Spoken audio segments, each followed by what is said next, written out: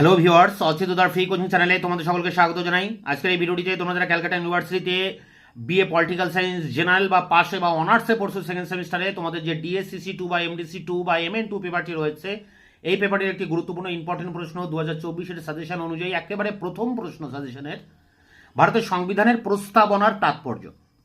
বা এই প্রশ্ন ঘুরে আসতে পারে, ভারত একটি সার্বভৌম সমাজতান্ত্রিক ধর্মনিরপেক্ষ গণতান্ত্রিক সাধারণতন্ত্র ব্যাখ্যা করো। বা ঘুরিয়ে আসতে পারে, ভারতের সংবিধানের প্রস্তাবনায় উল্লিখিত লক্ষ্য উদ্দেশ্যগুলি ব্যাখ্যা করো। অথবা দিয়ে আসতে পারে, ভারতীয় সংবিধানের প্রস্তাবনার বর্ণনা করো, গুরুত্ব আলোচনা করো। অথবা আসতে পারে, ভারতের সংবিধানের প্রস্তাবনার তাৎপর্য আলোচনা করো। অথবা আসতে পারে, ভারতের সংবিধানের প্রস্তাবনায় উল্লিখিত আদর্শ লক্ষ্যগুলি ব্যাখ্যা করো। প্রস্তাবনাকে তুমি সংবিধানের অবিচ্ছেদ্য অংশ বলে কি মনে করো?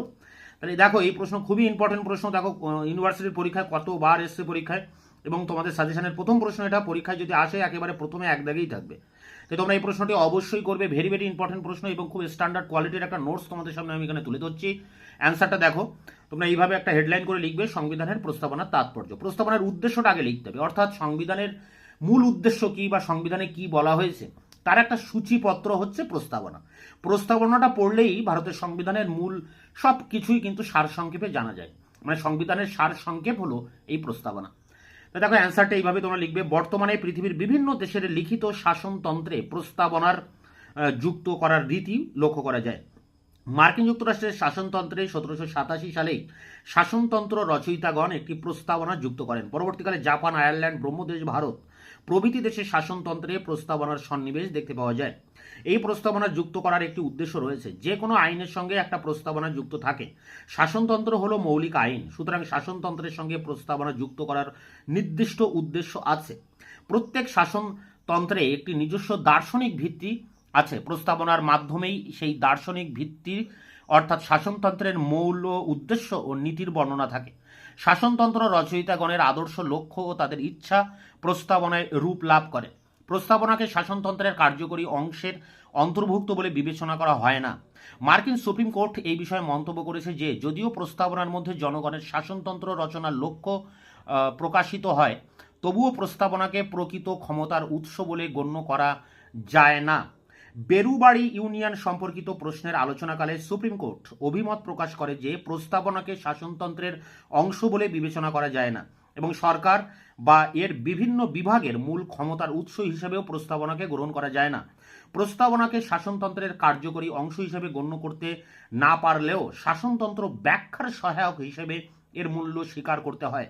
শাসনতন্ত্রের কার্যকরী অংশের মধ্যে কোনো অস্পষ্টতা বা অসামঞ্জস্য থাকলে মৌল নীতির পরিপ্রেক্ষিতে তার ব্যাখ্যা প্রয়োজন এবং সেজন্যই প্রস্তাবনার সাহায্য নেওয়া হয়। অবশ্য প্রস্তাবনার সঙ্গে শাসনতন্ত্রের মূল অংশের অসঙ্গতি বা বিরোধ দেখা দিলে মূল অংশের অর্থই বলবৎ হবে। এই পার্থক্য স্মরণে রেখে ভারতীয় শাসনতন্ত্রের প্রস্তাবনার মূল্য বিচার করতে হবে। এরপরে দেখো, পয়েন্ট আছে মূল প্রস্তাবনা। ভারতীয় শাসনতন্ত্রের প্রস্তাবনাটি সম্পূর্ণ উদ্ধৃত করে এর আলোচনা যুক্তিসঙ্গত। ভারতীয় শাসনতন্ত্রের মূল প্রস্তাবনার সঙ্গে 1976 সালের 42তম সংশোধন আইন দ্বারা কিছু সংযোজিত হয়েছে। সমাজতন্ত্র ও ধর্মনিরপেক্ষতার আদর্শ, জাতীয় সংহতির কথা প্রস্তাবনায় অন্তর্ভুক্ত হয়েছে। নতুন সংযোজন সহ প্রস্তাবনায় বলা হয়েছে। দেখো, ভারতের সংবিধানের প্রস্তাবনায় যেটা বলা হয়েছে সেটা ইংরেজিতে এখান থেকে এই পর্যন্ত এটা লেখা আছে, আবার এটারই কিন্তু বাংলা করা হয়েছে এই জায়গা থেকে। তো তোমরা এই ইংরেজি বা বাংলা যে কোনো একটা তোমরা লিখবে, যার যেটা সুবিধা হবে। এবং এই অংশটা কিন্তু তোমাদের খুব ভালো করে মুখস্থ করতে হবে, কারণ এই জায়গাটাই কিন্তু এই নোটসের আসল জায়গা। অর্থাৎ প্রস্তাবনায় যে বক্তব্যগুলো রাখা হয়েছে সেটাই কিন্তু এখানে দেওয়া আছে। দেখো কি বলা হয়েছে, আমরা ভারতের জনগণ ভারতকে একটি সার্বভৌম সমাজতান্ত্রিক ধর্মনিরপেক্ষ গণতান্ত্রিক সাধারণতন্ত্র হিসাবে গড়ে তুলতে সত্যনিষ্ঠার সঙ্গে শপথ গ্রহণ করছি এবং তার সকল নাগরিকের জন্য সামাজিক, অর্থনৈতিক ও রাজনৈতিক ন্যায় বিচার, চিন্তা, মত প্রকাশ, বিশ্বাস, ধর্ম ও উপাসনার স্বাধীনতা, মর্যাদা ও সুযোগ সুবিধার সমতা সৃষ্টি এবং তাদের সকলের মধ্যে ব্যক্তির মর্যাদা ও জাতীয় ঐক্য ও সংহতি সুনিশ্চিত করার জন্য যাতে সৌভ্রাতৃত্বের ভাব গড়ে ওঠে, তার জন্য আমাদের গণপরিষদে আজ 1949 সালের 26শে নভেম্বর এই সংবিধান গ্রহণ ও বিধিবদ্ধ করছি এবং নিজেদের অর্পণ করছি। এরপর দেখো, প্রস্তাবনার বিশ্লেষণ। ভারতীয় শাসনতন্ত্রের এই প্রস্তাবনার বিভিন্ন দিক আলোচনা করলে এর তাৎপর্য উপলব্ধি করা যাবে। 1. জনগণ প্রকৃত ক্ষমতার আধার।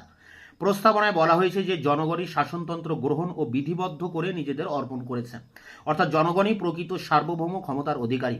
মার্কিন শাসনতন্ত্রেও ভারতের মতো জনগণকেই ক্ষমতার আধার বলে বর্ণনা করা হয়েছে। শাসনতন্ত্রের আইনগত ভিত্তি হল জনসাধারণ, সুতরাং যে শাসনতন্ত্রে জনগণ কর্তৃক গৃহীত হয়েছে তাকেই আইন বলে সকলকে স্বীকার করতে হবে। নৈতিক দিক থেকে এই শাসনতন্ত্র মান্য করবার যুক্তি রয়েছে। শাসনতন্ত্র দেশের মৌলিক আইন, ইহা অমান্য করলে দেশে বিশৃঙ্খলা দেখা দেবে। তাছাড়া জনসাধারণ কর্তৃক স্বীকৃত ও গৃহীত আইনকে নীতিগতভাবে জনসাধারণের মান্য করা উচিত। 2 নম্বর দেখো রয়েছে স্বাধীন সার্বভৌম রাষ্ট্র। ভারতীয় শাসনতন্ত্রের প্রস্তাবনায় বর্ণনা করা হয়েছে যে ভারত একটি সার্বভৌম গণতান্ত্রিক সাধারণতন্ত্র। এই 3টি শব্দের বিশেষ অর্থ আছে। সার্বভৌম কথাটির অর্থ হলো ভারত অভ্যন্তরীণ অথবা বহির ব্যাপারে কোনো বিদেশি শাসনের অধীন নয়। ভারত স্বাধীনভাবে অভ্যন্তরীণ নীতি নির্ধারণ করতে এবং আন্তর্জাতিক ক্ষেত্রে অন্যান্য রাষ্ট্রের সঙ্গে সম্পর্ক স্থাপন করতে পারবে। ভারতীয় গণপরিষদের উদ্দেশ্য সম্পর্কিত প্রস্তাবে ভারতকে স্বাধীন সার্বভৌম সাধারণতন্ত্র বলে অভিহিত করা হয়, কিন্তু স্বাধীন শব্দটির মধ্যে স্বাধীনতার তাৎপর্য নিহিত আছে, সুতরাং পুনরায় উল্লেখের প্রয়োজন নেই। পরে পয়েন্টস দেখো রয়েছে গণতান্ত্রিক রাষ্ট্র। প্রস্তাবনায় গণতন্ত্র শব্দটির প্রকৃত অর্থ অনেক ব্যাপক। সাধারণভাবে ভারতীয় শাসনতন্ত্রে রাষ্ট্রনৈতিক গণতন্ত্র বা সার্বজনীন ভোটাধিকারের ভিত্তি স্বীকৃত হয়েছে। ভারতের প্রাপ্তবয়স্ক জনসাধারণের ভোটে নির্বাচিত সরকারি শাসন পরিচালনার দায়িত্ব গ্রহণ করবে, ইহাই প্রস্তাবনার মূল উদ্দেশ্য। কিন্তু গণতন্ত্র ও শুধু রাষ্ট্রনৈতিক গণতন্ত্র বোঝায় না। গণতন্ত্র বলতে শুধুমাত্র রাষ্ট্রনৈতিক গণতন্ত্র বোঝায় না, অর্থনৈতিক ও সামাজিক গণতন্ত্র বোঝায়। অর্থনৈতিক সাম্য ব্যতীত রাষ্ট্রনৈতিক ও সামাজিক গণতন্ত্রের কোনো মূল্যই থাকে না।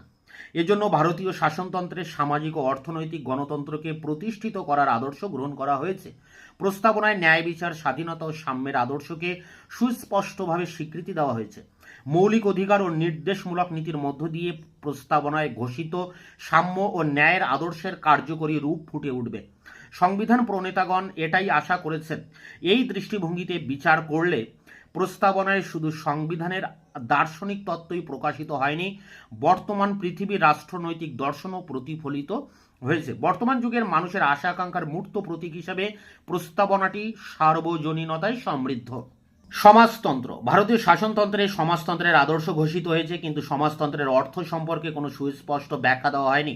সমাজতন্ত্র প্রকৃতপক্ষে এমন একটি সমাজ ব্যবস্থা যেখানে উৎপাদনের উপর সমগ্র সমাজের মালিকানা প্রতিষ্ঠিত হয় এবং উৎপন্ন সামাজিক মালিকানায় বণ্টন করা হয়।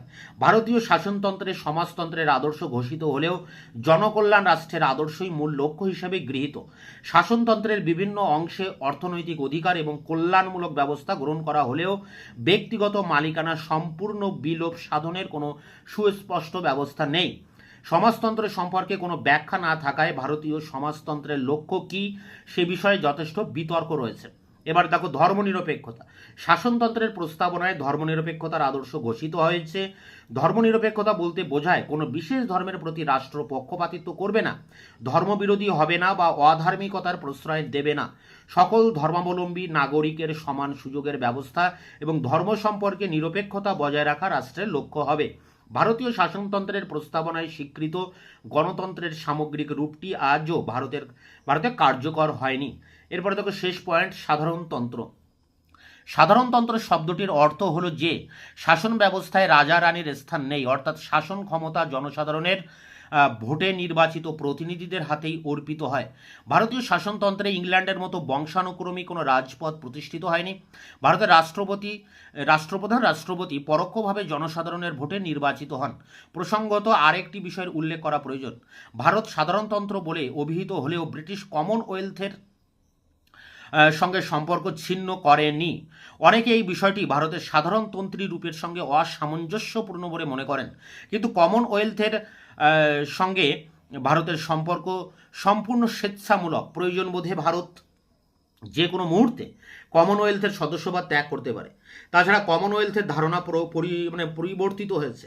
কমনওয়েলথের সদস্যভুক্ত হওয়ার জন্য রাজশক্তির নিকট আনুগত্যের প্রয়োজন নেই। সুতরাং ভারতের কমনওয়েলথের সদস্য হওয়ার কোনো রকম অসঙ্গতি দেখা দেয়নি।